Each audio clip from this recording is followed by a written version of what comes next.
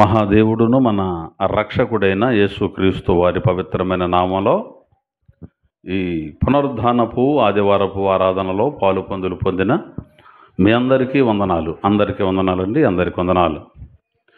ప్రియులరా, ఈ రోజున మనం బైబిల్ గ్రంథంలో నుంచి ఒక సంగతిని నేర్చుకోబోతున్నాం. రాత్రి కూడా ఈ అంశాన్ని మనం నేర్చుకున్నాం. మన అంశం ఏమిటి అంటే సాయంకాలం జాగ్రత్త అనే అంశాన్ని మనం నేర్చుకోబోతున్నాం. అలాగే రేపు రాత్రి కూడా ఇదే అంశాన్ని గురించి మనం తెలుసుకోబోతున్నాం. అంశంలోనికి ప్రవేశిద్దాం. మత్తయి సువార్త 20వ అధ్యాయం, పేజీ నంబర్ 20. మత్తయి సువార్త 20వ అధ్యాయం 8వ వచనం. సాయంకాలమైనప్పుడు ఆ ద్రాక్ష తోట యజమానుడు తన గృహ నిర్వాహకుని చూచి పనివారిని పిలిచి చివర వచ్చిన వారు మొదలుకొని మొదట వచ్చిన వారి వరకు వారికి కూలి ఇమ్మని చెప్పాను. చాలండి. ఇక్కడ వ్రాయబడిన మాటను రాత్రి మనం కొంత భాగం తెలుసుకున్నాం. ఒక ద్రాక్ష తోట యజమానుడు తన తోటలో పని చేయడానికి కొంతమందిని పిలిచి వారితో కూలి వడబడ్డాడు. అయ్యా, దినమంతా నా తోటలో మీరు పనిచేస్తే మీకు ఒక ₹1/2 నేను ఇస్తాను అని మాట్లాడుకున్నాడు యజమాని. సరే, ఇప్పుడు ఒక ₹50 అనుకుందాం. ఈ రోజంతా పనిచేస్తే ఒక ₹50 ఇస్తాను అన్నాడు. సరేనండి అన్నారు. ఉదయాన్నే వాళ్ళు ఆ సాయంత్రం మాట్లాడుకున్నారు. ఉదయాన్నే వాళ్ళు తోటలోనికి వెళ్ళిపోయారు. ఎక్కడికి వెళ్ళారు? తోటలో పని చేయడానికి వెళ్ళారు. వాళ్ళు పని చేశారు. అయితే ఆ 9 గంటల సమయంలో ఆ యజమానుడు కాస్త బజారుకి వెళ్ళాడు. బజార్లోనికి వెళ్ళినప్పుడు అక్కడ ఏం కనపడిందంటే కొంతమంది ఖాళీగా కనపడ్డారు. ఏమయ్యా, ఏంటి ఇక్కడ నిలబడ్డారు, ఖాళీగా ఉన్నారు ఏంటని యజమానుడు అడిగినప్పుడు, అయ్యా మాకే పని లేదని చెప్పారు, మా తోటలోకి వెళ్ళి పని చేయండి, మీకు ఏది న్యాయం అయితే అది నేను మీకు ఇస్తాను అని చెప్పాడు. అలాగే అయ్యా అక్కడే ఉంచండి, ఒక క్రమంలో ఉంటాయి చైర్స్, ఒక లైన్లో ఉండాలి. మనం ఎక్కడ కూర్చుంటే అక్కడ లాక్కూడదు కుర్చీలు. సరే, రైట్. జరిగిన విషయం ఏమిటంటే 9 గంటలప్పుడు అయ్యా పెద్దవారికి కాస్త కుర్చీ ఏర్పాటు చేయండి, పిల్లలు కింద కూర్చోండి. అయితే మరలా 12 గంటల సమయంలో యజమానుడు బజారుకి వెళ్ళాడు. మరి కొంతమంది ఖాళీగా ఉంటే ఎందుకు ఇక్కడ ఉన్నారంటే పని లేదని చెప్పారు. సరే, అయితే నా తోటలోకి వెళ్ళి పని చేయండి, ఏది న్యాయమైతే అది ఇస్తాను అన్నాడు. 5 గంటల టైంకి వెళితే కొంతమంది ఖాళీగా ఉన్నారు. ఎందుకు ఇలా మీరు ఖాళీగా ఉన్నారు దినమంతా అంటే, మాకు పని ఏమి లేదండి, ఎవరు పని చెప్పలేదు అన్నారు. అప్పుడు మీరు తోటలోకి వెళ్ళండి, మీకు ఏది న్యాయమైతే అది ఇస్తాను అన్నాడు. 6 గంటలకల్లా పని ముగించబడింది. అందరూ యజమానుడి దగ్గరకు వచ్చారు. సాయంకాలం అయినప్పుడు యజమానుడు పనివాడిని పిలిచి వాళ్ళందరికీ కూలి ఇమ్మని చెప్పాడు. 5 గంటలకు వచ్చినోడికి ₹50 ఇచ్చేసాడు. అలా 5 గంటలకు వచ్చి పనిచేసిన మొత్తానికి ₹50 ఇచ్చాడు. 12 గంటలకు వచ్చిన వాళ్ళకి అలాగే ఇచ్చాడు. 9 గంటలకు వచ్చిన వాళ్ళకి అలాగే ఇచ్చాడు. మరి ఉదయం వెళ్ళిన వాళ్ళు అనుకున్నారు, మాకేదో ఎక్కువ వస్తాయి, ఉదయం నుంచి సాయంత్రం వరకు చేశాం కదా, ఇందాక ఒక గంట క్రితం వచ్చిన వాడికే కూలి ఇచ్చేసాడు, మాకు ఎక్కువ ఇస్తాడు అనుకుంటే వాళ్ళకు కూడా యజమానుడు అలాగే ఇచ్చాడు. అది యేసు ప్రభు చెబుతున్నాడు. పరలోక రాజ్యాన్ని గురించినటువంటి సంభవాలలో వాళ్ళు బాధపడ్డారు. మాకెందుకు ఇలా ఇచ్చావు, మాకెందుకు ఇలా చేసావు, ఇందాక వచ్చినోడు కూడా డబ్బులు ఇచ్చి మాకు కూడా వాడితో సమానంగా ఇచ్చావంటే ఆయన అన్నాడు, నేను నీతో కూలికి ఎంతగా మాట్లాడుకున్నాను, పలానా ఎంతగా మాట్లాడుకున్నాం, అంత నీకు ముట్టిందా? ముట్టింది. మరి ఇంక నీకు బాధ ఏంటి? నా సొమ్ము నేను నా ఇష్టం వచ్చినట్టు చేసుకునే అధికారం నాకు లేదా? నా సొమ్మును నేను ఇస్తుంటే నీకు కడుపు మంట ఏమిటి, నీకేంటి కడుపు బాధ అని మాట్లాడాడు అని చెప్పాడు. మొత్తం మీద సాయంకాలం అనగానే లెక్క చూసే సమయం, ఇది మనం గుర్తుపట్టాలి. చేసిన పనికి తగిన జీతాన్ని పొందుకునే సమయమే సాయంకాల సమయం. దేవునికి మహిమ కలుగునగాక. విశ్వాస జీవితంలో మనం రక్షించబడిన దగ్గర నుండి సాయంకాలం అనగా ఈ లోక ఆరంభం నుంచి అంతము వరకు, అంటే చివరి వరకు, చివరి రోజుల్లో, ఈ లోకం ముగింపులో దేవుడు లెక్క చూడబోతున్నాడు. ఆ చూసేటువంటి లెక్కలో మనకు అప్పగింపబడిన పని మనం ఎంతవరకు చేయగలిగామనేది పరిశీలన చేసుకోవాలి. ఆ లెక్క పెట్టే సమయం దగ్గర పడింది. ప్రభు వచ్చే సమయం దగ్గర పడింది. ఆయన జీతాన్ని ఇవ్వడానికి సిద్ధంగా ఉన్నాడు. అందుకే ప్రకటన గ్రంథంలో, ఇదిగో నేను త్వరగా వచ్చుచున్నాను, వాని క్రియల చొప్పున ప్రతి వానికి చుటకు సిద్ధపరచబడిన జీతం నా యొద్ద ఉంది అన్నాడు. మనం చేసిన పనులకు తగినటువంటి జీతం దేవుడు సిద్ధంగా ఉంచాడు అని చెబుతోంది. అప్పుడు జరగండి, ఇటు ఎవరన్నా వచ్చినా ముందుకు రావడానికి అవకాశం ఉంటుంది. అర్థమవుతుందా? కాబట్టి దేవుడు సిద్ధపరిచినటువంటి జీతం, ప్రతి ఒక్కడికి జీతాన్ని సిద్ధం చేశాడు. ఆ జీతం ఎక్కడుందంటే ఉంది దేవుని దగ్గర. అది తీసుకొని వస్తాడు సాయంకాలం లెక్క చూసుకునేటువంటి సమయం. కాబట్టి సాయంత్రము అనగా యుగాంతము, లేదు మనం చేసిన పనులకు దేవుడు సిద్ధం చేసిన జీతం పంచే సమయం. దేవుడు మనకు ఎన్నో తలాంతులు ఇచ్చాడు, ఎన్నో టాలెంట్స్ ఇచ్చాడు. వాటిని దేవుని కోసం మనం వాడుతున్నామా, లేదు వాటిని వాడకుండా మట్టిలో కప్పి పెట్టామని పరిశీలన చేసుకోవాలి. పాడగలిగిన తలాంతు ఇచ్చినప్పుడు పాడగలగాలి, చెప్పగలిగిన తలాంతు ఇచ్చినప్పుడు చెప్పాలి, ప్రార్థించే తలాంతు ఇచ్చినప్పుడు ప్రార్థన చేయాలి, పరిచర్య చేసే తలాంతు ఇచ్చినప్పుడు పరిచర్య చేయాలి, ఖర్చు పెట్టగలిగిన తలాంతు ఇచ్చినప్పుడు ఖర్చు పెట్టగలగాలి. ఏ విధం చేతనైనా దేవుని కార్యాలలో దేవుడు మనకిచ్చిన దానిని గుర్తుపట్టి మన పని ముగిస్తే రేపటి రోజున ఖచ్చితంగా ఫలితాన్ని మనం పొందుకుంటాం. ఒకవేళ మంచి చేస్తే దానికి తగిన ఫలితం పొందుతాం, చెడు చేస్తే దానికి తగిన ఫలితాన్ని పొందుతాం. అందుకే కొరింథీయులకు రాసిన 2వ పత్రిక 5:10 చెబుతాడు, మనము ఈ దేహముతో జరిగించిన ప్రతి దానికి, అవి మంచివైనను సరే చెడ్డవైనను సరే, ప్రతివాడును తాను జరిగించిన దానికి ఫలితం పొందడానికి క్రీస్తు న్యాయ పీఠం ఎదుట ప్రత్యక్షము కావాలి అంటాడు పౌలు. ఈ దేహంతో జరిగించింది ఏ పనైనప్పటికీ, అది మంచిదైనను సరే చెడ్డదైనను సరే, దేహముతో జరిగించిన దాని ఫలం మనం పొందాలి. అవశ్యం అనుభక్తవ్యం కృతం కర్మ శుభాశుభం అంద వేదం దీన్ని. మంచి చేసినా చెడు చేసినా దాని ఫలితం మాత్రం అనుభవించాల్సిందే. దాంట్లో ఇక తిరుగు లేదు. కాబట్టి సాయంకాలం సమీపిస్తోంది. దేవుడు అప్పగించిన పని ఎంతవరకు పూర్తి చేశాం?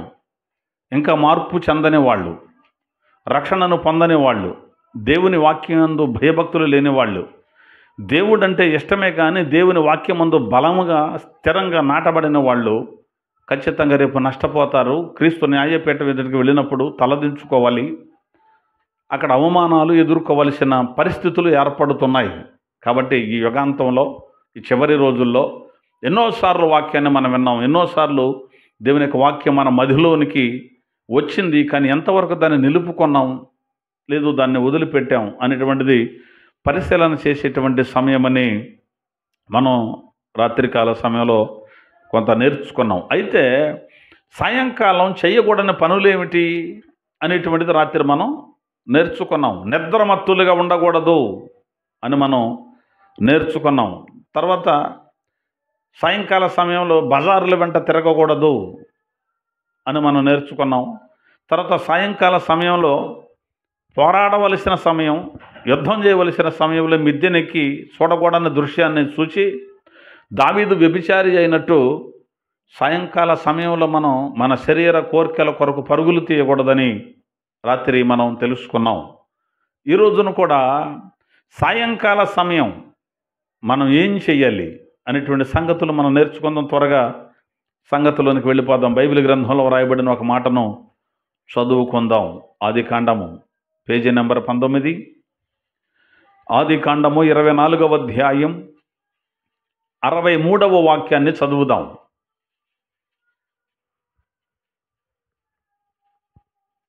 ఆదికాండము సాయంకాలమున ఇస్సాకు పొలములో ధ్యానింప బయలు వెళ్ళి. చాలండి.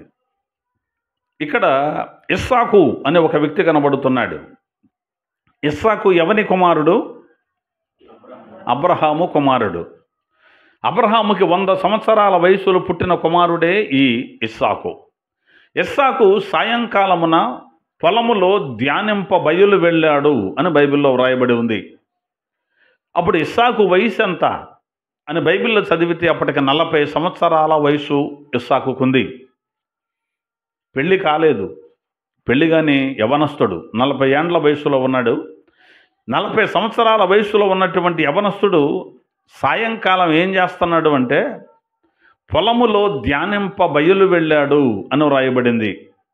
దేవుణ్ణి ధ్యానం చేస్తున్నాడు. ధ్యానము అనగా చదివి వదిలిపెట్టేది కాదు, నెమరి వేయడం, తల పోసుకోవడం, దానినే లోలోపల అది దాన్ని ఏమంటారంటే కవంతో మజ్జిగని మనం చిలుగుతాం చూడు, అలా చేయడం అన్నమాట. గేదె గడ్డి తిని తర్వాత కొన్ని ఉండలాగా దాచుకొని సాయంత్రం ఇంటికి వచ్చిన తర్వాత పడుకొని ఒక ఉండలాగి నవిలి మింగుద్దే, అది ధ్యానం. ఈ ఇస్సాకు అనే యవనస్తుడు దేవుణ్ణి ధ్యానించేటువంటి పనుల్లో నిమగ్నమయ్యాడు. సాయంకాలం అతడు చేస్తున్న పని ఏమిటంటే దేవుని ధ్యానం కలిగి ఉన్నాడు, దేవుని గురించిన ఆలోచన కలిగి ఉన్నాడు, దేవుని గురించిన అవగాహన కలిగి ఉన్నాడు. దేవునికి తనకు ఉన్నటువంటి సంబంధాన్ని ఎలా ఉందో పరీక్షించుకునేటువంటి స్థితిలో ఇస్సాకు ఉన్నాడు. ఎక్కడ ధ్యానం చేస్తున్నాడు? పొలములో అని వ్రాయబడింది. పొలము అంటే ఏమిటి అంటే బైబిల్ చెబుతుంది పొలము లోకము అని. మత్తయి సువార్త 13వ అధ్యాయం 38వ వచనంలో వ్రాయబడింది. పొలము అంటే లోకము. యవనస్తుడైనటువంటి ఇస్సాకు లోకంలో ఉన్నాడు, లోకంలోనే ఉన్నాడు. కానీ లోకంలో చేస్తున్న పని ఏమిటి అంటే అతడు ధ్యానం చేస్తున్నాడు, వాక్య ధ్యానం చేస్తున్నాడు. అప్పటికి ఆయనకి గ్రంథం ఉందా? అప్పటికి ఆయనకి మనలాగా 66 పుస్తకాలు ఉన్నాయా? లేవు. తన తండ్రి అయిన అబ్రహాము దేవుని గురించి ఏ సంగతులు అయితే చెప్పాడో, దేవుడు ఎలాంటి వాడు అని తను విన్నాడో, ఆ విన్న దానిని బట్టి, వాళ్ళ తండ్రి చేస్తున్న పనులు చూసిన దానిని బట్టి దేవుణ్ణి ఆరాధిస్తున్నాడు, ధ్యానిస్తున్నాడు, దేవుణ్ణి పొగుడుతున్నాడు, దేవునితో తన మనసును లగ్నం చేసుకొని బ్రతుకుతున్నాడు ఇస్సాకు. మరి ఈ రోజున మనకు దేవుని వాక్యం మన చేతిలో ఉంది. వాక్యం మన బైబిల్ రూపంలో మనకు 66 పుస్తకాల రూపంలో మన చేతిలో ఉంది. మరి ఎంతమంది వాక్యాన్ని మనం ధ్యానం చేస్తున్నాం? అసలు ఎంతమంది బైబిల్ గ్రంథం చదువుతున్నారు? బైబిల్ ప్రతి ఇంటిలో ఉంది, కానీ ఎంతమంది ఆ బైబిల్ గ్రంథాన్ని చదివారు? కనీసం ఒక్కసారైనా బైబిల్ గ్రంథం చదివామా? మనం పరిశీలన చేసుకోవాలి. ప్రియుడు ప్రియురాలికి ఉత్తరం రాస్తే ఏం చేస్తారు? ఆ ప్రియురాలు ఉత్తరం పారేయదు, చదివి అప్పజెప్పుద్ది. ఎందుకు అంటే తన ప్రియుడంటే తనకిష్టం కనుక ఆ ఉత్తరం మొత్తం చదువుద్ది. మరి దేవుడు మనకు బైబిల్ ఇచ్చినప్పుడు ఆ బైబిల్ గ్రంథాన్ని ఎంతమంది ధ్యానం చేస్తున్నాం? దివారాత్రములు దానిని ధ్యానించువాడు ధన్యుడు అని బైబిల్ ఉంది. అసలు రోజు వాక్యం చదివేటువంటి ఒక ఆలోచన మనకు ఉందా? పరిశీలన చేసుకోవాలి. బైబిల్ గ్రంథాన్ని చూసి కాసేపు బైబిల్ చదివి ఇక్కడ ఎందుకు మాట్లాడారు, ప్రభు ఉద్దేశం ఏమిటి, దేవుడు ఆలోచన ఏంటని మనం చేయగలుగుతున్నామా? అలా చెయ్యలేనప్పుడు మనకు ధ్యానం లేదు దేవుని మీద. మరి దేని మీద మన ధ్యాస, ధ్యానం? డబ్బుల మీద, లోకం మీద, వ్యభిచారం మీద, దొంగతనం మీద, ఈ లోక సంబంధమైన ప్రతి నీచమైన కార్యాల మీద మనకు ధ్యానం ఉందని అర్థం. ఉంటే దేవుని మీద ఉన్న ధ్యానం ఉండాలి, లేదు అంటే లోకం మీద ఉంది, అంతే. ఈ రెండే ఉంటాయి మనిషిలో. మరి ఈ వాక్యాలు వింటున్న మనం చివరి రోజుల్లో, అంత్యకాలంలో ప్రభువు రాకడ సమీపిస్తున్నప్పుడు ఎంతవరకు మనం వాక్య ధ్యానములో ఉన్నాం అనేటువంటిది ఎవరికి వారు పరిశీలించాలి. చదవమని చెప్పటం నేను, ధ్యానం చేయమని చెబుతున్నా. పేపర్ చదువుతాం, వదిలేస్తాం. అలా కాదు బైబిల్ చదవద్దు, ధ్యానం చేయాలి. పలానా సందర్భంలో దేవుడు ఇలా అన్నాడు కదా, అక్కడ ఎందుకు ఇలా అన్నాడు అంటే నువ్వు పడుకున్నావని లేపినా అక్కడ సందర్భం ఏమిటంటే ఇది అందుకోసం అలా దేవుడు మాట్లాడాడు అని చెప్పగలగాలి. అది ఎవరు చెబుతారు? ధ్యానం చేయగలిగిన వాడు చెబుతాడు. యేసుక్రీస్తు అందరికీ ప్రభువు అని వాక్యం చెబుతున్నాం అనుకో, అది ఎక్కడుందండి అని అడిగితే బైబిల్లో ఉంది ఎక్కడో ఒక చోట. బైబిల్లోనే ఉండుంటుంది కానీ ఎక్కడ తెలియదు, కానీ బైబిల్లో మాత్రం ఆ మాట ఉందంటే సరిపోద్దా? పలానా చోట ఉంది అనాలి. కాబట్టి అలా ధ్యానం మనం చేయగలగాలి. యవనస్తుడైనటువంటి ఇస్సాకు దేవుణ్ణి ధ్యానం చేస్తున్నాడు. ఈనాటి యవనస్తుల పరిస్థితి ఎలా ఉంది? యవనస్తులకు పెద్దవాళ్ళు చెప్పే మాటలు, తల్లిదండ్రులు చెప్పే మాటలు, సేవకులు చెప్పే మాటలు ఎలా ఉంటాయంటే మాకు తెలుసులే అన్నట్టుగా ఉంటారు. అంటే లోకం మొత్తం మేము జయించామన్నట్టుగా ఉంటుంది వాళ్ళకే. పెద్దవాళ్ళకి ఏమీ తెలియదు, అంతా మాకే తెలుసు అనేటువంటి స్థితి, యవనకాలపు స్థితి. తండ్రి చెప్పిన మాట అర్థం కాదు, లేకపోతే పెద్దవాళ్ళు చెబుతున్న మాటలు అర్థం కావు, సేవకులు చెబుతున్న మాటలు అర్థం కావు. జీవితం అంటే చాలా బాగుంది అనుకొని వెచ్చలవిడిగా సాయంకాలం తిరిగేటువంటి యవనస్తులు కోకల్లలుగా కనబడుతున్నారు. కానీ ఇస్సాకు ఎంత ప్రత్యేకమైన వాడండి. లోకంలో ఉన్నాడు, మళ్ళీ లోకంలో ఉండి దేవుణ్ణి ధ్యానం చేస్తున్నాడు. లోకంలో ఏముంది? లోకంలో ఉన్నదంతయు శరీరాశ, నేత్రాశ, జీవపు డంభమే. వాటిని ఏమైనా అంటించుకున్నాడా? అంటించుకోలేదు.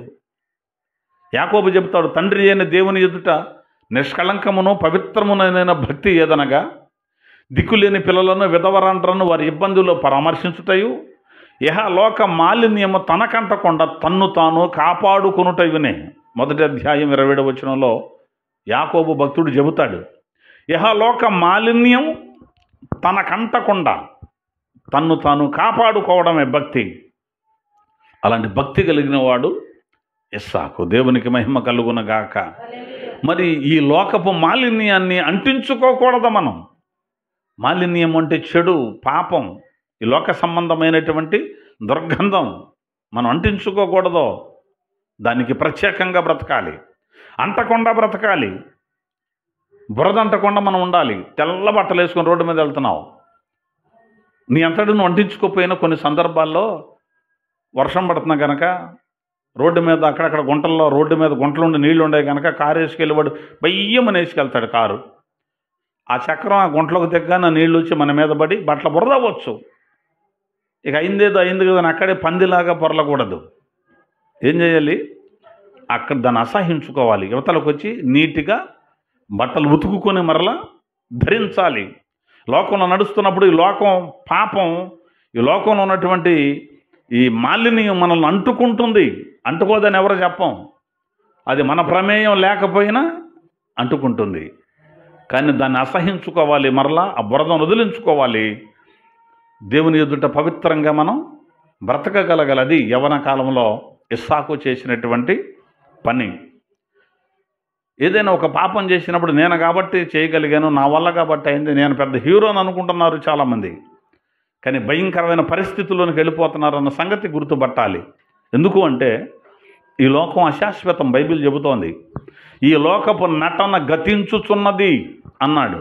కాబట్టి భార్య కలిగిన వాడు భార్యలు లేనట్టు, తిన్నవాడు తిననట్టు, సంపాదించినవాడు నేనేమి సంపాదించలేదులే అన్నట్టు దేని మీద మనస్సు ఉంచకుండా దేవుని మీదే మనస్సు ఉంచాలి. ఎందుకు అంటే ఈ లోకపు నటన గతించుచున్నది. నటన అంటే నాటకం, నాటక రంగం. ఇది ఒక రంగస్థలం. స్టేజ్ కట్టి డ్రామా ఆడావు, ఎన్ని రోజులు ఉంచుతారు ఆ స్టేజ్ని? నాటకం అయ్యాక పీకేయటమే. అలాగే ఈ లోకంలో మనలో ఒక పాత్ర ఉంది, ఆ పాత్ర పోషించడానికి వచ్చాం. మన పాత్ర అయిపోయిన తర్వాత మనకంటూ వేయబడిన స్టేజీ తీసివేయబడుతుంది. అలాగే ఈ లోకమంతా ఒక నటనాలయం. పాట కూడా పాడారు భక్తులు, లోకమే నటనాలయం, జీవితమే రంగుల వలయం. ఆ రంగులు చూసి, ఈ నటనను చూసి ఏదో ఉందని ఎర్రెర్రిగా లోకంలో మనం తిరగకూడదు. ఎగ్జిబిషన్కి వెళ్ళండి, ఎన్ని రంగులు కనపడతాయో, ఎంత హడావుడి కనపడుద్దో. అక్కడికి వెళితే భలే ఉందండి అని కనపడుద్ది. అలాగే చూస్తుంటారు పిల్లలు తెలియక. అదంతా పుట్టిదే. కొన్ని రోజుల తర్వాత అది మొత్తం పీకి తర్వాత ఖాళీ స్థలం కనబడుద్ది అక్కడ. అలాగే ఈ లోకపు నటనంతా గతిస్తోంది. అప్పుడు మనం ఈ లోకంలో ఉన్న మనం దేవుని ధ్యానంలో ఉండాలి, దేవుని వాక్య ధ్యానంలో ఉండాలి, ప్రార్థనలో ఉండాలి అని ఇస్సాకు ద్వారా దేవుడు మనకు నేర్పిస్తున్నాడు. యేసుప్రభు అన్నాడు, నేను లోక సంబంధిని కానట్టు తండ్రి వీళ్ళు కూడా లోక సంబంధులు కాదు, కానీ వీళ్ళు లోకంలో ఉండాలి. ఎందుకంటే లోకంలో ఇంకా చాలామంది నశించిపోతున్న వాళ్ళు ఉన్నారు, వాళ్ళను రక్షించడానికి నేను వీరిని లోకములోనికి పంపుతున్నాను. తోడేళ్ల మధ్యకు గొర్రెలను పంపినట్లుగా నేను వీళ్ళను పంపుతున్నాను అన్నాడు యేసుక్రీస్తు ప్రభుల వారు. యేసు ప్రభు తన సేవకుల్ని లోకంలోకి పంపుతూ అన్నాడు, వీళ్ళు లోక సంబంధులు కాదు. నేను ఎలా లోక సంబంధిని కాదో వీళ్ళు కూడా లోక సంబంధులు కాదు. మరి ఎందుకు లోకానికి పంపుతున్నావు? లోకంలో నశిస్తున్న ఆత్మలు ఎన్నో ఉన్నాయి, ఇంకా దేవుని సంబంధమైనవి ఎన్నో ఉన్నాయి. ఆ ఆత్మలకు సువార్త ప్రకటించాలి, వాక్యం చెప్పాలి. వాక్యం చెప్పడానికి వెళ్ళడం అంటే సహజంగా చూసి మనం అనుకుంటాం, వాళ్ళకేంటి పెద్ద స్టేజీ కడతారు, అక్కడ నిలబడతారు, పెద్ద పోస్టర్లు వేస్తున్నారు, దైవజనులకి హాయిగా ఉందని వాళ్ళ జీవితం అనుకుంటున్నారు. ఇవాళ ఉందేమో కానీ, ఇవాళ స్థితి వచ్చిందేమో కానీ, పూర్వం సువార్త ప్రకటిస్తూ ప్రాణాలను అర్పించిన వాళ్ళే బోలెడు మంది ఉన్నారు, హతసాక్షులు. భవిష్యత్తులో కూడా ఉంటారు. అంటే తోడేళ్ల మధ్యకు గొర్రె పిల్లను పంపినట్టుగా పంపుతున్నాడట. గొర్రెను తోడేళ్ల మధ్యకు పంపితే మాతో కలిసిపో, చక్కగా మనం ఆడుకుందాం అంటేయా చీల్చేస్తాయి. కాబట్టి క్రైస్తవుడు లోకానికి ఎలా ఉన్నాడంటే గొర్రె పిల్లలాగా ఉన్నాడు. వేడుకగా మేము ఉన్నాం అన్నాడు పౌలు భక్తుడు. లోకానికి మేము వేడుక అయ్యాం. వేడుకంటే ఏదో ఒక డ్రామా ఆడుతుంటే చూసి హీహి అని నవ్వి 4 రూపాయలు అక్కడ పడేసి వస్తారు చూడు, అలా అయిపోయాం అన్నాడు. కాబట్టి గొర్రెను తోడేళ్ళు జాలితో చూడవు. అలాగే లోకం రక్షించబడిన నిన్ను జాలి ప్రేమతో చూడదు, నిన్ను చీల్చివేయడానికే చూస్తుంది. కాబట్టి లోకంలో మనం చాలా జాగ్రత్తగా ఉండాలి. పడవ నీళ్ళల్లో ఉంటే తప్పు కాదు, అవతల ఒడ్డుకి చేరవచ్చు. నీళ్ళల్లోనికి పడవ వచ్చిందనుకో, పడవలోనికి నీళ్ళు వచ్చాయి అనుకో, ప్రయాణం సాగదు, మునిగిపోద్ది. అంతేనా? నీళ్ళల్లో పడవ ఉండొచ్చు, అలాగే లోకంలో మనం ఉండొచ్చు, కానీ లోకం మనలోనికి అంటకుండా చూసుకోవాలి. అప్పుడే మనం అవతల ఒడ్డుకి చేరడానికి అవకాశం ఉంటుంది. తామర గనక నీళ్ళల్లో ఉన్నప్పటికీ దాని మీద ఒక్క బొట్టు కూడా ఉంచుకోదు, అలా రౌండ్గా గోళీల్లాగా రాలిపోతాయి. ఆకు ఆ నీటిని ఆస్వాదించదు, అది స్వీకరించదు, వదిలేస్తుంది. అలా ఉండాలి మనం లోకంలోని. ఇస్సాకు ద్వారా మనకు అర్థమవుతుంది. ఇస్సాకు సాయంకాలమున పొలములో ధ్యానింప బయలు వెళ్ళాడు అని రాయబడింది. 40 సంవత్సరాల వయసులో ఉన్న యవనస్తుడు. అలా వెళ్ళినప్పుడు ఏం జరిగింది చూద్దాం. అక్కడే మరొక వచనం చూద్దాం. అతడు కన్నులెత్తి చూసినప్పుడు ఒంటెలు వచ్చుచుండెను.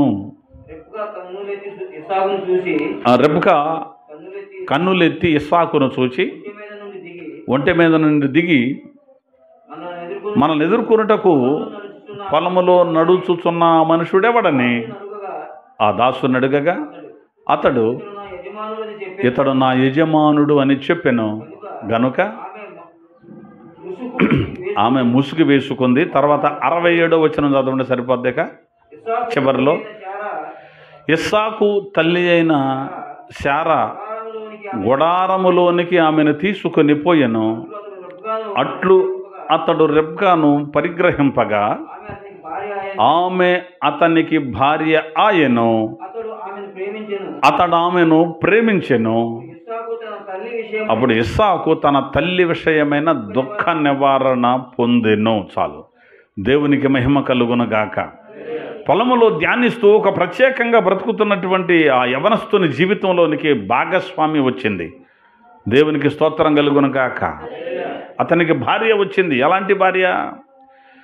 పొలములో మనల్ని ఎదుర్కొంటూ నడుస్తున్న ఆ వ్యక్తి ఎవరు అని ఆవిడ అడిగినప్పుడు అతడు నా యజమానుని కుమారుడు, అంటే నీకు కాబోయే భర్త అని చెబితే ఆవిడ చేసిన పని ఏమిటట? ముసుగు వేసుకునెను అని వ్రాయబడింది. అది గౌరవానికి గుర్తు, లోబడింది అనడానికి గుర్తు. తర్వాత రెబ్కాను ఇస్సాకు వివాహం చేసుకున్న తర్వాత తన తల్లి అయిన శారా గుడారంలోనికి వెళ్ళారట. అప్పటికే శారాయి చనిపోయింది కనుక అతడు దుఃఖంలో ఉన్నాడు. అయితే ఎప్పుడైతే పెళ్లి జరిగిందో, భార్య వచ్చిందో, ఆ భార్య వచ్చిన తర్వాత తన తల్లి విషయమైన దుఃఖ నివారణ పొందెను అని రాయబడింది. సాయంకాలం ధ్యానించేటువంటి ఆ యవనస్తుని యొక్క జీవితంలోనికి తన దుఃఖాన్ని నివారణ చేయగలిగే ఆశీర్వాదం వచ్చింది. దేవునికి మహిమ కలుగునగాక. ఎవరావిడ? అతని భార్య. సాయంకాలం ధ్యానించేటువంటి కుటుంబంలో దుఃఖ నివారణ కలిగించే భార్య దొరికింది. దేవునికి స్తోత్రం. భార్య దొరికిన వానికి మేలు దొరికింది అని బైబిల్ గ్రంథం చెబుతోంది. భార్య దొరికితేనే మేలు దొరుకుద్ది, గయ్యాళ్ళు దొరికితే కాదు. ఇక్కడ గుర్తుపడాలి. భార్య అంటే పెండ్లి చేసుకున్న ప్రతి అమ్మాయి భార్య కాదు. పెళ్ళిళ్ళైన వాళ్ళందరూ భార్యలు అనుకుంటున్నారు. తెలిసా ఒక పిచ్చరకాలు. ఒక పురుషుడు ఒక అమ్మాయిని వివాహం చేసుకుని ఆయన భార్య అండి అంటున్నారు. భార్య అన్న మాటకు అర్థం తెలీదు. భార్య అంటే అర్థం తెలియదు. భార్య అంటే మేలు చేసేది. భార్య అంటే దుఃఖ నివారణను కలిగించేది. తన తల్లి విషయమైన దుఃఖ నివారణ వచ్చింది. కానీ ఈ రోజున మనం గమనిస్తే పెళ్ళయిన తర్వాత ఏడ్చేటువంటి వాళ్ళు బోళ్ళు మంది. పెళ్ళయ్యాక దుఃఖం, పెళ్ళయిన తర్వాత అనవసరంగా ఇట్లాంటి మనిషిని చేసుకున్నారని ఏడ్చేటువంటి బిడ్డలు బోలుడు మంది ఉన్నారు. పెళ్లి చేసుకున్న తర్వాత భార్యను బట్టి ఏడ్చేవాళ్ళు, భార్యను బట్టి సంతోషించే వాళ్ళే ఆమె నా భార్య అని చెప్పగలుగుతారు. భార్య అంటే ఎలా ఉండాలి? లోబడి బ్రతకాలి. తన భర్త యందు భయము కలిగి ఉండునట్లు చూసుకొనవలెను. భర్త యందు ఎలా ఉండాలి భార్య అనేది? భయము కలిగి ఉండునట్లు చూసుకోవాలి. భర్త కనిపించినప్పుడు ఏం వేసుకుందట? ముసుగేసుకుందే. అంటే తన శరీరం అంతా వస్త్రాలతో చక్కగా కప్పుకొని ఉంది. అంతే తప్ప బట్టల నిప్పుకు రోడ్డు మీద తిరిగే రకం కాదు. ఎవరు? రెబ్కా. తగు మాత్రపు వస్త్రాలతో అలంకరించుకునే స్త్రీయే తప్ప గజిబిజిగా గందరగోళంగా వెలగల వస్త్రాలు, ఒక గంగిరెద్దు మీద కనుక డ్రెస్ వేస్తే ఎలా ఉంటుందో అలాంటి డ్రెస్సు వేసుకు తిరిగేది కాదు రెబ్కా. మరి అలాంటి భార్య దొరికితే మేలు కాదా దొరికేది? మేలే, ఖచ్చితంగా మేలే దొరుకుద్ది. కాబట్టి ఇస్సాకు జీవితం ధన్యమైపోయింది. కారణం ఇస్సాకు అలాంటి వాడు, ధ్యానం చేసేవాడు. అలాంటి వాటికి అలాంటి భార్య దేవుడు సెట్ చేసేసాడు. కాబట్టి తన తల్లి విషయమైన దుఃఖ నివారణను ఆవిడ పొందుకుందని బైబిల్లో వ్రాయబడుతూ వచ్చింది. ఒక మాట చూపిస్తాను, చూద్దాం. సామెతల గ్రంథంలో 31వ అధ్యాయం 10వ వాక్యాన్ని చూద్దాం.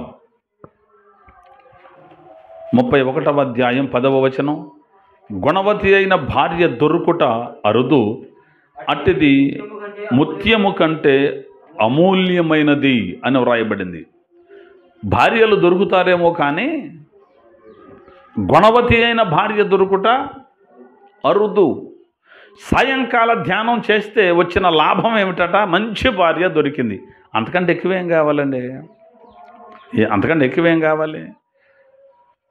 భర్తను ప్రేమించి భర్తకు లోబడి నా భర్తలో నేను సగభాగం అని సంసార పక్షంలో ఉండేటువంటి స్త్రీ దొరకటం ఎంత మేలు, ఎంత భాగ్యం.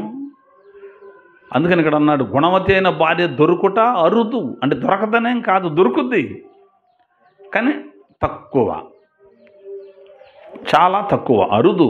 అందుకే వివాహం చేసేటప్పుడు కూడా మనం పిల్లలకు చేయవలసి వచ్చినప్పుడు కూడా వాళ్ళ కుటుంబ పరిస్థితి ఏమిటి, పిల్లల సంగతి అటు ఉంచండి.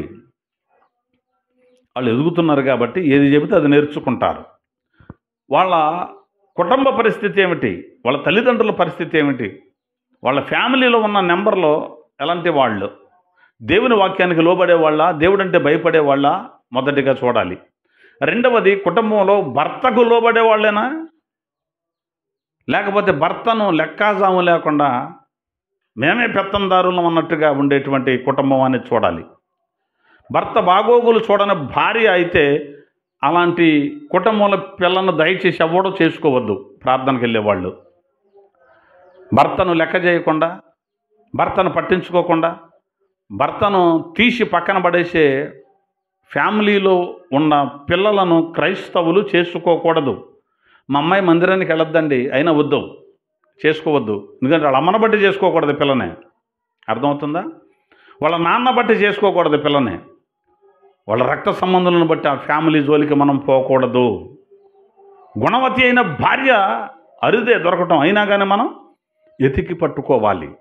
ఏది మనం ప్రార్థన పరులమైనప్పుడు, మనం దేవుని సన్నిధిలో ఎదిగిన వాళ్ళమైనప్పుడు, వాక్యానుసారంగా బ్రతుకుతున్నప్పుడు తొందరపడకూడదు పెళ్ళికి.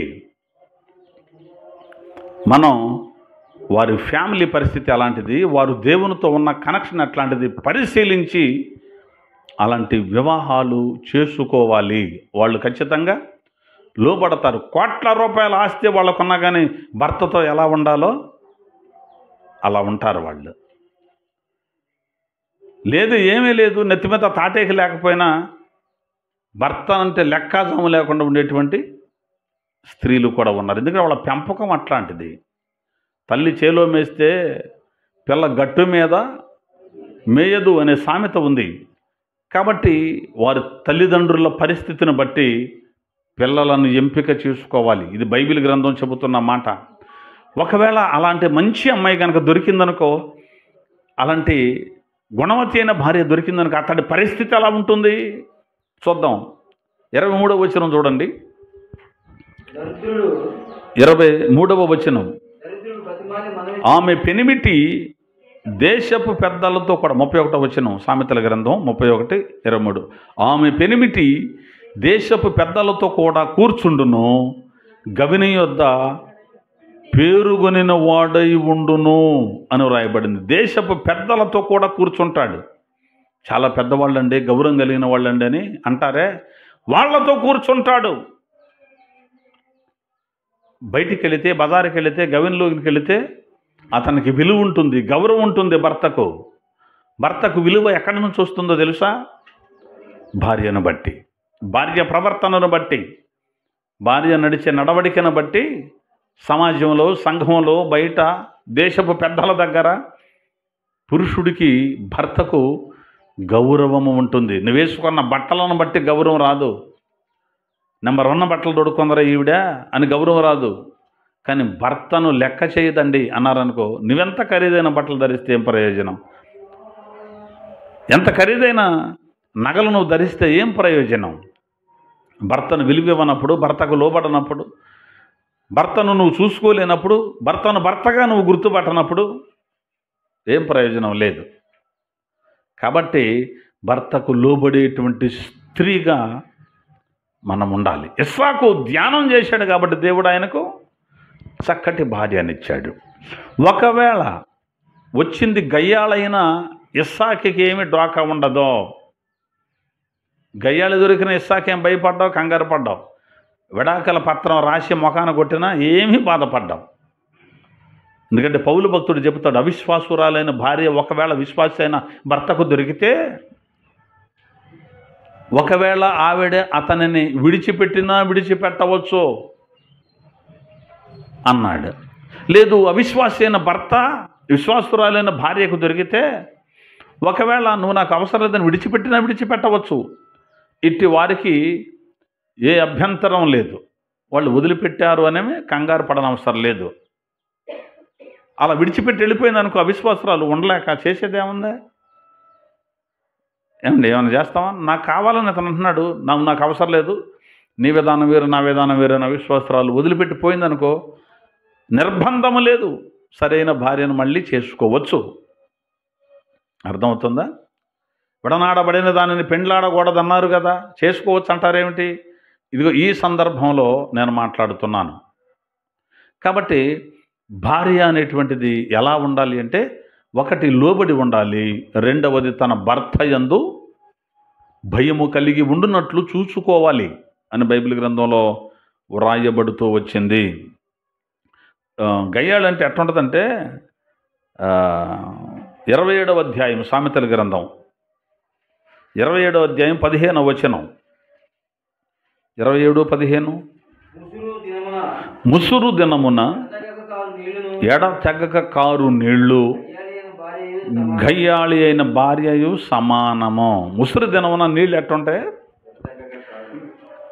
కారతానే. ముసురు అంటే పట్టింది, ముసురు పట్టింది ఏం కాదు. ఇప్పుడు మనకు బయట పట్టింది కదా, అంటే ముసురు పట్టి నీళ్ళు కారతా ఉంటాయా? గయ్యాళి అయిన భార్య కూడా అంతే, సమానం. అంతేనా? సమానం అంటే ఈక్వల్. ఆ నీళ్ళు ఎట్ట కారకుండా అవి ఆకోహన ఉంటాయో, ఈ గయ్యాళి కూడా అంతే. గయ్యాళి అంటే ఎట్లుంటుంది అనుకున్నారు? గై అని అరుతుంటుంది, చిన్నదానికి పెద్దదానికి మాట్లాడుతుంటుంది, ఎవరి ముందు ఏం మాట్లాడాలో తెలియదు. ఏది మాట్లాడితే ఏదవుతుందో తెలియదు, నాకు అంతా తెలుసు అనుకుంటుంది, కానీ ఏమీ తెలియదు. అర్థమవుతుందా? గయ్యాళి. కూర్చి చిన్నదానికి పెద్దదానికి భర్తకు విలువ ఇవ్వాలన్న సంగతి తెలియదు. అతడేమో మెతక, అతడేమో నలుగురితో మాట్లాడి బయటికి వినపడకూడదు మాట అంటుంటాడు. ఈవిడ అరిసేది మాత్రం మైకి పెట్టినట్టు ఉంటుంది. గయ్యాళి అంటే అట్టే ఉంటుంది. మెల్లగా మాట్లాడటం చేత కాదా? నువ్వు మాట్లాడితే 4 ఏళ్ళ అవతలకు మాట వినపడుతుందంటే నువ్వు గయ్యాళివే. సహోదరి, జ్ఞాపకం చేసుకో. అసలు నీ వాయిస్ ఎట్టుంటుందో నీ పక్కింటోడికి తెలియకూడదు.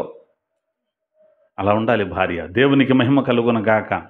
నువ్వు మాట్లాడుతుంటే గంట కొట్టినట్టున్నా దడబెడ దడబెడ లొడబెడ లొడబెడ, ఇంకెవడో వినాలని, ఇంకెక్కడికో వినపడాలని కేకలయ్య, అరుపులు అరవా, ఇంట్లో భర్త మీద అరవా, పెద్దవాళ్ళ మీద అరవా, పిల్లవాళ్ళ మీద అరవా, వాళ్ళ మీద వీళ్ళ మీద. అసలుగా నిద్రపోయినప్పుడు ఆ కాసేపు ఎంత ప్రశాంతం కూడదు వాడికి, ఇంటోడికి. ముసురు దినమున కారు నీళ్లు గయ్యాళి అయినా ఈమె సమానము అన్నాడు. ఇంకా అంటాడు 19:13 భార్య తోడి పోరు ఎడతెగక పడుచుండు నీటి బిందువులతో సమానం. ఓటుకొండ ఒకటి పెట్టేవి, అది నీళ్లు గారుతుంది పెద్దాక, పైన రోజు నీళ్లు పడుతుంది, కొండ నిండా నీళ్ళు ఉండే. ఎప్పటికీ అవుతాయి ఒక్కొక్కబడి. అది అయ్యేది లేదు, ఇప్పుడు పోరు తగ్గేది లేదు. అర్థమవుతుందా? పోరు పెడద్దు అనమాట. అది వాళ్ళు ఫ్రిడ్జ్ కొన్నారు, అది ఆమె కొత్త చీర కొనుక్కుంది, ఆమె కొత్త చీర కొనుక్కుంది. నా మొఖానికి ఏనాడన్నా కొన్నావా? మొన్నే తెచ్చాడు ఒకటే. కాకపోతే పక్క ఉంటుందా, ఆవిడ కొనుక్కున్నది బాగుందట. నిజంగా మనం కొన్నది మనకి ఎప్పుడూ నచ్చదు. పక్కన వాళ్ళు అన్నదని కొనుక్కుంటే అదే కావాలి. 100 గొర్రెలు ఉన్నాయి అంట. పక్క ఉంటాడు, ఒక గొర్రె ఉంది, దాన్నే తీసుకొచ్చి బలిచ్చి దాన్నే కూర వండి పెట్టాడు చుట్టాలకి అన్నట్టు. మనకి ఎన్ని బట్టలు ఉన్నా కానీ పక్కోళ్ళు కొనుక్కున్నదే మనకు నచ్చుద్ది. చిచ్చి నాకు తెచ్చాడు, అదే నువ్వు తెచ్చుకున్నావు అనుకో మళ్ళీ సమర్థించుకుంటావు. మీ ఆయన తెచ్చాడు కాబట్టి తెచ్చేవలే మాలావు తీశారని ఒక గొణుగుతా సణుగుతా ఉంటుంది. ఆవిడ భార్య కాదు, గయ్యాళి. అంటే భార్య అనేవాళ్ళు ఎక్కడో అరుదుగా ఉంటారు భార్యలు. గయ్యాళులు చాలా చోట్ల ఉంటారు. సామెతల గ్రంథం 21:9 కూడా 21:9 కూడా గయ్యాళి గురించి వ్రాయబడింది. గయ్యాళితో పెద్ద ఇంట్లో ఉండే కంటే మిద్దె మీద ఒక మూల నివసించుట మేలు. మిద్దె మీదకి వెళ్ళి చిన్న గదిలో ఒక మూల ఉంటే ఆడికి హాయిగా బతుకుతాడు. పెద్ద ఇల్లు ఉందండి, కానీ ఇంట్లో ఎవరు ఉన్నారు? గయ్యాళి ఉంది. ఇంటికి రావాలనిపిస్తుంది ఆడికి. ఇంటికి వెళ్ళంగానే ఇంటికి రారు. చెన్నెళ్ళు అంటే మిద్దె మీద ఒక మూల. ఏసన్న గారు అన్నట్టు చెన్నెళ్ళు ఉందంట ఒకడికి. చెన్నెళ్ళు పెద్ద ఇల్లు, 2 ఇళ్ళు ఉండే అన్నట్టు, రెండో ఇంటికి వెళ్ళిపోతాడు ఇక. కాబట్టి గయ్యాళితో పెద్ద, నేనేం గయ్యాళి, నేను మామూలుగా మాట్లాడుతున్నాను అంతేగా అనుకుంటుంది గయ్యాళి మళ్ళీ. అంతే తప్ప టార్చర్ పెడతానని అనుకోదు.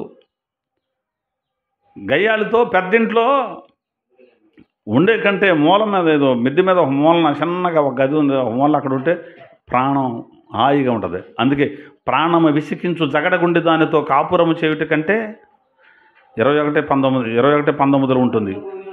ప్రాణము విసికించు జగడగుండి దానితో కాపురము చేయుట కంటే అరణ్య భూమిలో నివసించుట మేలు. ఈ భార్యతో ఉండే కంటే ఏమంటదంట? ప్రాణాన్ని విసికించేదట. మళ్ళీ యాంగొండి, జగడగొండి. ఎక్కడ ఏ జగడం వచ్చినా ఏమకే వచ్చినట్టుగా అన్నీ తీసుకొచ్చి ఇంట్లో జగడం ఆడుతుంటుంది అన్నమాట. జగడమే అని పాట ఒకటి ఉంది. ఈ జగడం ఆగే జగడం కాదు ఇది. అర్థమవుతుందా? ఏమి విసికిస్తుంది?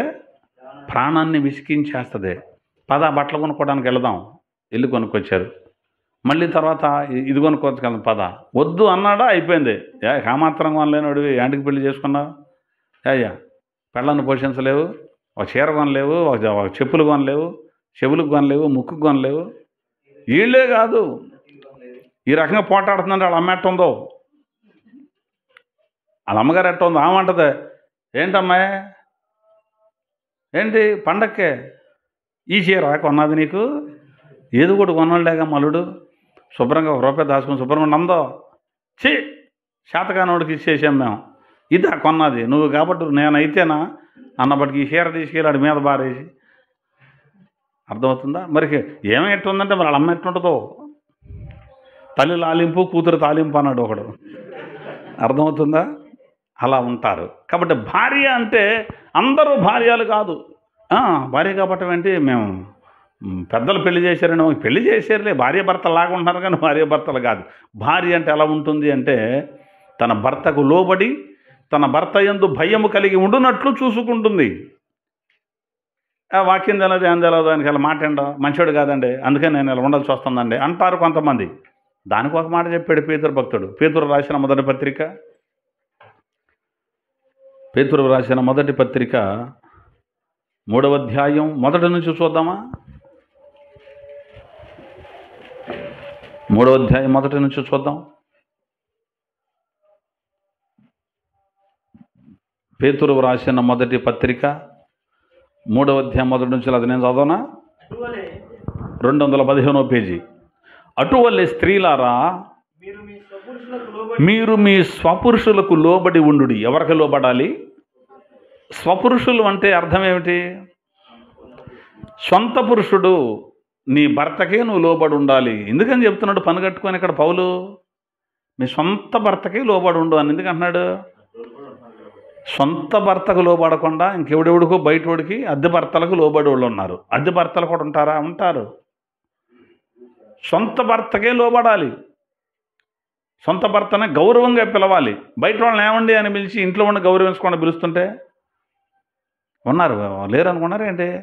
ఎప్పుడు ఎదుటి వాళ్ళని చూసి అది ఆయన చూడు, ఇదిగో ఈయన చూడు, అది ఆయన నెంబర్ 1, ఇది ఈయన నెంబర్ 1, నువ్వు ఉండవంటే వీడికి కింద మండి పైన మండి అటు మండి ఆడి దగ్గరికి పోమంటాడు. మరి అంతేగా చేసేదే ఉంది. కాబట్టి ఒక మంట పెడుతుంటారు. మీ స్వపురుషులకు లోబడి ఉండుడి. అందువలన వారిలో అంటే పురుషుల్లో వారిలో ఎవరైనాను వాక్యానికి అవిధేయుడైతే వారు భయముతో కూడిన మీ పవిత్ర ప్రవర్తనను చూచి వాక్యము లేకుండానే తమ భార్యల నడవడి వలన రాబట్టవచ్చును. వాక్యం నువ్వేం చెప్పనవసరలా. ఆడు వాక్యం తెలియదు. నీకు తెలిసినప్పుడు భయముతో కూడిన మీ పవిత్రమైన ప్రవర్తనను చూస్తాడట. ఏది? వాక్యం లేనోడు చూసి వాక్యం లేకుండానే రాబట్టవచ్చు. నీ ప్రవర్తన చూసి మందిరానికి రావాలి మీ ఆయన. నీ ప్రవర్తన చూసి ఆడు మారిపోవాలి, ఆడు మంచివాడు కాదు. కానీ నువ్వు భార్యవైతే నిన్ను బట్టి నీ భర్త మందిరానికి వస్తాడు. నువ్వు గయ్యాళువైతే నిన్ను బట్టి ఊరు వదిలిపెట్టి ఇల్లు వదిలిపెట్టి పారిపోతాడు. అంతే అంతే, అంతకుమించి ఏమీ లేదు. మగాడు భర్త అనేవాడికి సమాజంలో రోడ్డు మీద విలువ ఉండాలి అంటే ఆడు డబ్బు బాగా బయటకు కనపడేటట్టు ఎంత పెట్టి రెమండ్స్ స్వెటర్స్ ఒకటి పెట్టి మంచి హంగామాగా రోడ్డు మీద తిరుగుతున్నాడు అనుకో, అప్పుడు రాదు విలువ. అతని భార్యను బట్టి వస్తుంది విలువ. అర్థమవుతుందా? అతని భార్యను బట్టి. టాక్టిక్ కింద తిరుగుతున్నాడు కానీ ఇంటికి వెళ్తే పిల్లండి అన్నారు అనుకో, ఉపయోగం ఏముంది? ఇంటికి వెళ్తే ఏం మాట్లాడండి, ఒక గయ్యాళండి అన్నారు అనుకో, నీ భర్తకి ఏముంటుంది సమాజంలో? విలువ ఉండదు. ఎవరిని బట్టి? ఎలాంటి భార్యను బట్టి. కాబట్టి పవిత్ర ప్రవర్తన భార్యకుంటే ఆ ప్రవర్తనను చూసి భర్తలను రాబట్టవచ్చును. తర్వాత జడలు అల్లుకొనుటయు, బంగారు నగలు పెట్టుకొనుటయు, వస్త్రములు ధరించుకొనుట అను వెలుపటి అలంకారము మీకు అలంకారముగా ఉండక సాధువు. సాధువు అంటే సాత్వికము, శిశువు అని అర్థం. చిన్న పిల్లల మనస్తత్వం. సాధువైనట్టు మృదువైనట్టునైనా గుణము అను అక్షయ అలంకారము అది మీ హృదయపు అంతరంగ అలంకారం, స్వభావం మీకు అలంకారంగా ఉండవలెను. అది దేవుని దృష్టికి మిగుల విలువగలది. అంటే బంగారం నగలు పెట్టుకొనకై అన్నాడని కొంతమంది బంగారమే పెట్టుకోకూడదని అంటారు. బంగారం పెట్టుకోవద్దని అక్కడ అనలా. ఏదైనా తగు మాత్రం ఉండాలి. బంగారపు నగలు పెట్టుకోవద్దని, జడలు అల్లుకోవద్దన్నారు కొంతమంది. జడ కూడా వేసుకోరు తెలుసా? కొన్ని సంఘాలు జడ అల్లుకోరు. వాళ్ళు జడలు అల్లుకోవద్దన్నాడు చూశారు అంటారు. బంగారపు నగలు పెట్టుకోవద్దన్నాడు చూసావా అని ఉంగరం పెట్టుకోరు. మెడలో చైన్ కూడా వేసుకోరు, చెవులకు కూడా ఏది ఇక బంగారం జోలికి పోకూడదు, అది వద్దు అన్నాడు అంటాడు. మరి అక్కడ ఏమన్నాడు? వస్త్రములు ధరించుకోవద్దు అన్నాడు. మరి ఆదిలో ఆదాము అవ్వాలని దేవుడు చేసినప్పుడు ఎట్టున్నాడు? తిరగమను మరి రోడ్డు మీద చూద్దాం, అది లేఖనమే కదా. అంటే ఒక అవగాహన లోపం. వస్త్రాలు ధరించొద్దు అన్నాడని చెప్పి అంటే ఏంటి? ఒక వెలగల వస్త్రాలు ధరించొద్దు అన్నాడు ఇంకో చోట, ఇదే పౌలు అంటే పేతురు గారు చెప్తున్నాడు ఇక్కడ. వెలగల వస్త్రాలు అంటే బట్టల కోసం డబ్బులు తగలపెట్టొద్దు అని దాని అర్థం. అర్థమవుతుందా? డబ్బులు తగలబెట్టవలసింది బట్టల కోసం కాదు, నువ్వు తాగే సుట్ల కోసం కాదు, వారం వారం కోడి పెట్టల కోసం కాదు, ఏదైనా ప్రయోజనకరమైన దానికోసం ఉపయోగించు అని అర్థం. అది వెలగల బట్టలు అంటే కొనుక్కునే స్తోమత ఉంది, నేను కొనుక్కుంటానంటే కొనుక్కున్నావు, కానీ ఎందుకు వాటికంతా? వాటికి అవసరం లేదు. తగు మాత్రపు వస్త్రములతో ఉండాలి. జడలు అల్లుకోవద్దు అన్నాడు, కానీ జడలుకోవద్దు అనలా. మళ్ళీ జడలు వద్దన్నాడు, జడ వద్దనలా. అంటే ఎక్కువ జడలు వేసుకుంటారు కొంతమంది. ఇక్కడ నుంచి ఇటొక జడ, ఇక్కడ నుంచి ఇటొక జడ, మళ్ళీ ఇటొకటే, మళ్ళీ ఎక్కడి నుంచి దీంట్లో నుంచి 4-5 వస్తుంటాయి. అది వద్దన్నాడు. ఏదో ఒక జడ వేసుకో, అర్థమవుతుందా? సరిపోద్ది. కాబట్టి అంటే కొంతమంది అంటారు ఇజ్రాయేలీల్లో వేశ్యలను గుర్తుపట్టడానికి జడలు ఎక్కువ అల్లుకుంటారట, అది వాళ్ళకి సింబల్. కొన్ని ప్రాంతాల్లో వేశ్యలను గుర్తుపట్టాలంటే అది ఆ బజార్లో ఉంటారండి అని చెబుతారా, అది వాళ్ళకి సింబల్. కొన్ని ప్రాంతాల్లో రోడ్ల మీద తిరుగుతారు, తాళం ఒకటి చేతితో పెట్టుకుని వెళ్తూ ఉంటారు, అది వాళ్ళకి సింబల్ అంటే సిగ్నల్. తాళం చేతిలో పెట్టి అలా తిప్పుకుంటూ వెళ్తుందా అమ్మాయి తాళాన్ని అంటే ఆవిడ వేశ్య అని ఒక సింబల్. అలాగే జడలు ఎక్కువ అల్లుకుంటే వేశ్యకు సింబల్ అని కొంతమంది చెబుతుంటారు. కాబట్టి అలంకరించుకోవడం మంచిదే, కానీ ఎంతవరకు అంతవరకు. ఓవర్ అని అనిపిస్తుంది మనకే, అనిపిదా? ఓవర్ అనిపిస్తుంది. ఉండదు ఏదో చాలనట్టుగా మళ్ళీ మొహానికి పెయింట్ కొట్టి మూతికేం కోతిముడ్లాగా రంగు వేసామనుకో, పెళ్ళికి వెళ్ళి మొత్తం ఇరబోసుకొని రంగురంగు గిజీలు ఉండి అందరూ నా భలే డ్రెస్ వేసుకుంది అనుకుంటారు. నేనైతే అట్ట చూడను, పనికి మాలింది భయభక్తులు లేనిది అనుకుంటాను. నేను అట్టే చూస్తాను. నా మట్టుకైతే చెప్పులు లేడు అనుకుంటారు. ఏమకే ఆ బట్టలేంటి, ఆ రంగులేంటి, ఆ ఇరబోసుకు తిరగటం ఏంటి, ఆ మూతికి ఆ రంగు ఏంటి, ఆ ఇచ్చుబోటం ఏంటి, ఇచ్చుబోటం అర్థమైపోద్ది.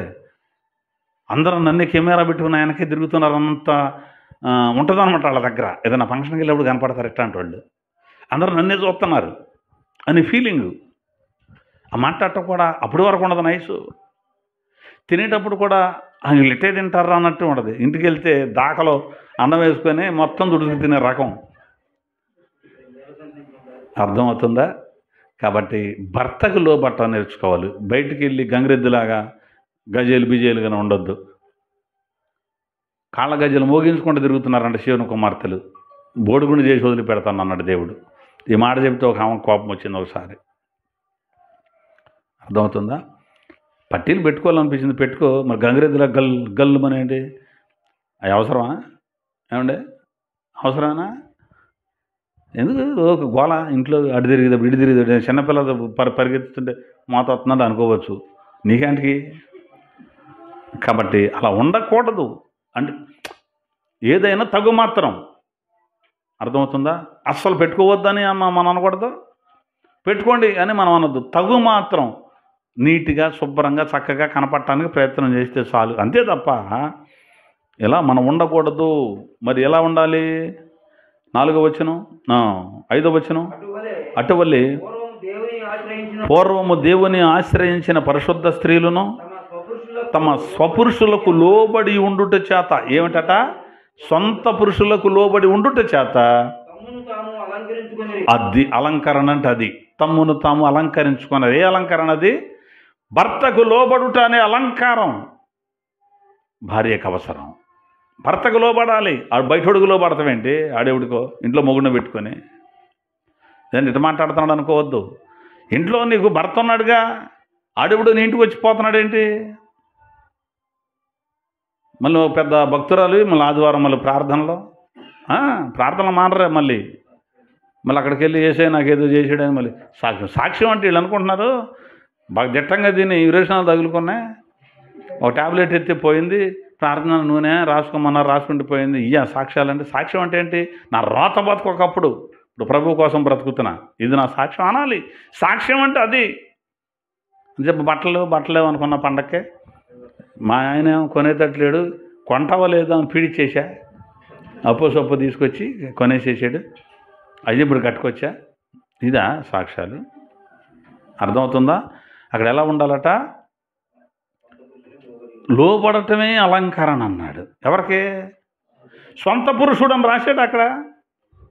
మరి ఆడికి ఉడికి లోబడితే వీడికి వీడు సంపాదించలేకపోతున్నాడు, ఆడైతే నాకు డబ్బులు ఇస్తున్నాడు, మరి ఆడి దగ్గరికి వెళ్ళరాదు, మరి ఇక్కడ ఎందుకుండా ఏమండే? ఆడింటికి వెళ్ళి కూర్చోరాదు, మళ్ళీ ఎక్కడెందుకు కూర్చున్నా అంటే వీడు బతికొండా చచ్చినట్టే. అర్థమవుతుందా? కాబట్టి సొంత పురుషులకు లోబడి ఉండుట వల్ల తమ్మును తాము అలంకరించుకున్నారు. ఆ ప్రకారం అంటే శారా అనేటాడు లోబడిందట. ఆ ప్రకారము శారా అబ్రహామును యజమానుడా అని పిలుచుచు అతనికి లోబడి ఉండెను. మీరును యోగ్యముగా నడుచుకొనుచు ఏ భయమునకు బెదరక ఉన్న ఎడల ఆమెకి మీరు పిల్లలైపోతారు. శారాకు పిల్లలవ్వాలి స్త్రీలందరూ, అబ్రహాముకి పిల్లలవ్వాలి పురుషులందరూ. అంటే అబ్రహాము శారాల వలె ఉండాలి. వారు అలా ఉన్నారు గనక వారి కుమారుడైన ఇస్సాకు, వారి కోడలు రెబ్కా అలా ఉన్నారు. కాబట్టి ఇస్సాకు సాయంకాలమున పొలములో ధ్యానించబయలు వెళ్ళాడు. అతని జీవితం ఎంత బాగుందండి. రెబ్కాను ఇస్సాకు జీవితంలో ఏశావు యాకోబుల సన్నివేశం చాలామందికి అర్థం కాక, అదిగో చూసావా ఇస్సాకుని లెక్క చేయలేదు అనుకున్నారు. అంటే పెద్దోడిని దీవిస్తాననేమో ఇస్సాకు అంటే లేదు లేదని తప్పించి చిన్నోడిని దీవించమందా రెబ్కా. చూసావా ఎంత మోసం చేసింది వాళ్ళ అమ్మ అన్నారు. అది మోసం కాదు, దేవుడు చెప్పాడు చిన్నోడిని నేను దీవిస్తానని. ఏమితో చెప్పాడు?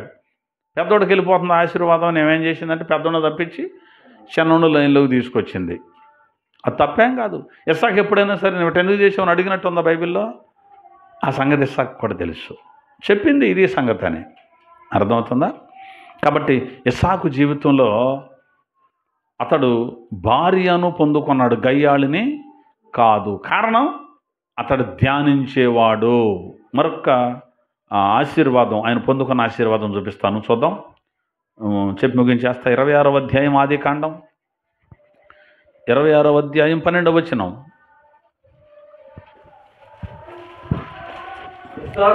ఇస్సాకు ఆ దేశమందున్నవాడై విత్తనము వేసి ఆ సంవత్సరము 100 ఫలము పొందెను. యెహోవా అతనిని ఆశీర్వదించెను గనుక ఆ మనుషుడు గొప్పవాడాయను. అతడు మిక్కిలి గొప్పవాడగు వరకు క్రమముగా అభివృద్ధి పొందుచూ వచ్చెను.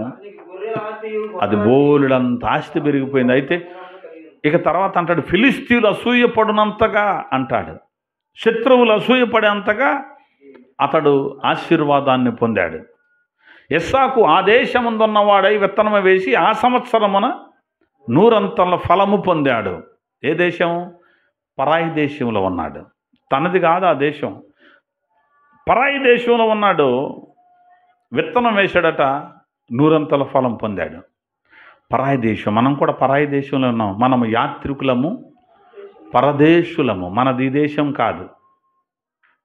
అంటే భారతదేశం అని కాదు, అసలు మనది ఇది కాదు, మన దేశం వేరే ఉంది.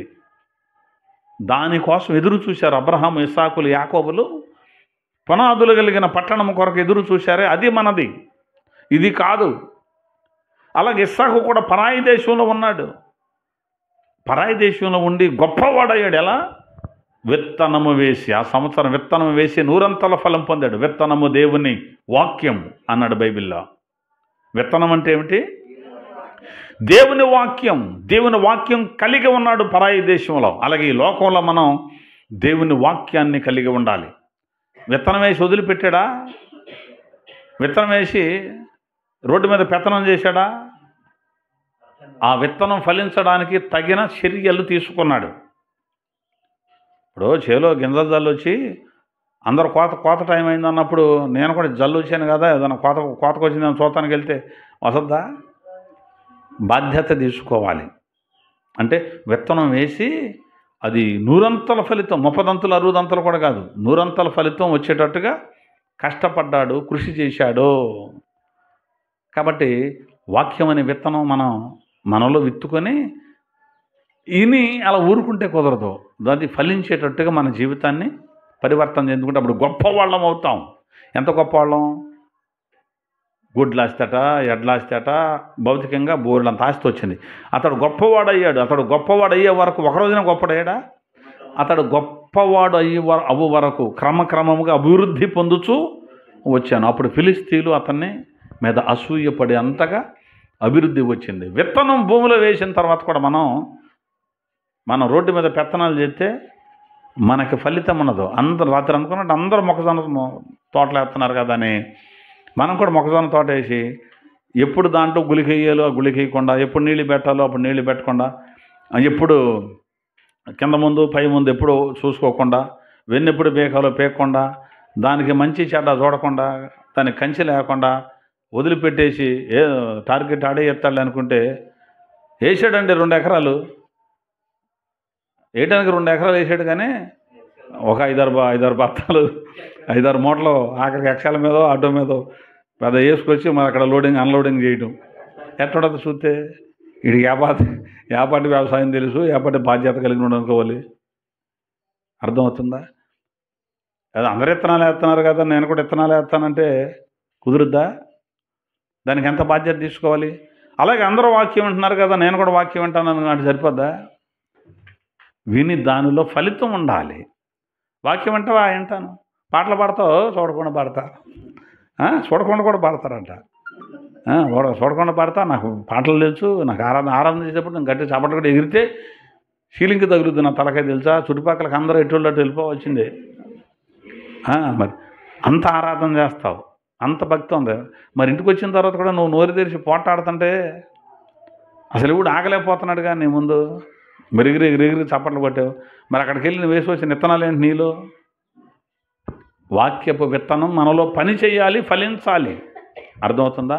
వాక్యాన్ని వింటే కుదరదు, ఫలించాలనేటువంటిది ఇస్సాకు ద్వారా మనకు అర్థమవుతోంది. మనం కూడా ఇస్సాకు అయిపోవాలి అంటే ఫలించాలి. అర్థమవుతుందా? సాయంకాలం ఇస్సాకు చేసిన పని ఏమిటి? పొలములో ధ్యానింప బయలు వెళ్ళాడు. మనం కూడా సాయంకాలం పొలములో ధ్యానించాలి. పొలంలో మనం ధ్యానించాలి.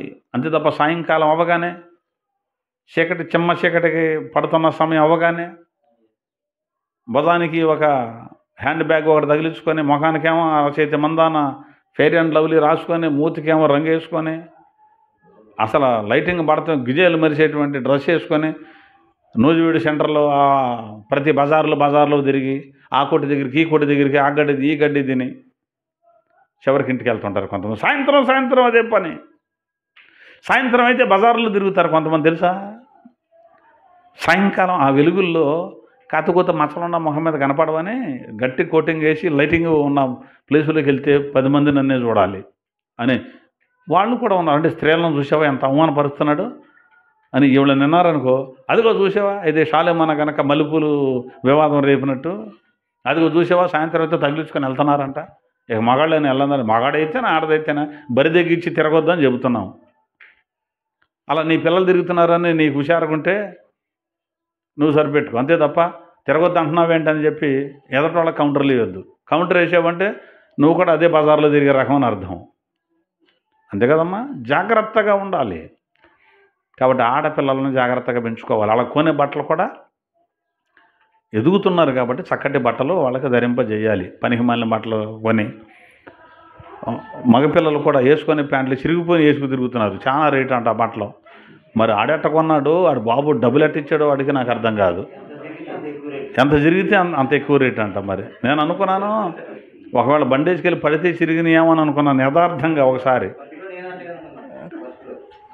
మచ్చలు బూడిదలు రాసినట్టు ఉంటాయి బట్టలంట, బూడిదంటే కింద పడి దుమ్ము కొట్టుకుపోయాడు అన్నట్టు ఉండే. మరి వేసుకు తిరుగుతున్నారు. మరి అమ్మా నాన్న వాళ్ళు ఏం చెప్పొద్దా? చెప్పాలి. సిమెంట్ కలపడానికి వెళ్ళినోడు ప్యాంటే సూపర్గా ఉంది. ఇది వీడికి మళ్ళీ సాలీసాలనం ప్యాంటు, ఆ కొంకిలి కాడకే ఆ ప్యాంటు, మళ్ళీ కింద దాకా బారు ఉండదు. నేను ఒకవేళ అన్నయ్యళ్ళు దొడుక్కొని వదిలిపెట్టింది ఏది వాళ్ళ తమ్ముళ్ళు ఇప్పుడు పంపిస్తే ఇప్పుడు భారతి ఇటు దొడుక్కున్నాడు, సరిపోలేదని ప్యాంటు అనుకుంటున్నాం. అడేసిన ప్యాంటు మళ్ళీ వెనకాల జారిపోతే డైరీ కనపడుతుంటుంది. అట్లాంటి ప్యాంటు కూడా ఉండే. అదేంటంటే అదొక ఫ్యాషన్ అంట. ఫ్యాషన్ కాదు, మోషన్ అయినోడికి జారినట్టు ఉంది అది. మరి ఇదేం బట్టలో, మరి ఇదేం ట్రెండో, ఇదేం లోకం. మళ్ళీ సాయంకాలం వీళ్ళంతా మళ్ళీ తిరగటం, మధ్యలో ఎంత చుట్టం చుట్టూరేమో పందుకో కొరికినట్టు కొరగటం. మళ్ళీ అదొకటే. అర్థమవుతుందా? మన పిల్లల్ని భక్తిలో పెంచుదాం. చూసినప్పుడు చక్కగా ఉన్నారా అన్నట్టుగా ఉండాలి. కాబట్టి ఏదో ఎచ్చుకుపోయి నెత్తి మీద బొచ్చంతా పోయిందన్నట్టు మనం ఉండకూడదు. సాయంకాలం అంటే లోక అంతం, చివరి రోజులు, ఆఖరి గడియల్లోకి వచ్చాం కనుక వాక్యంలో మనం ఎదగాలి, వాక్యాన్ని ధ్యానించాలి, వాక్యంలో ఫలించాలి అని ఈనాటి మన సందేశం.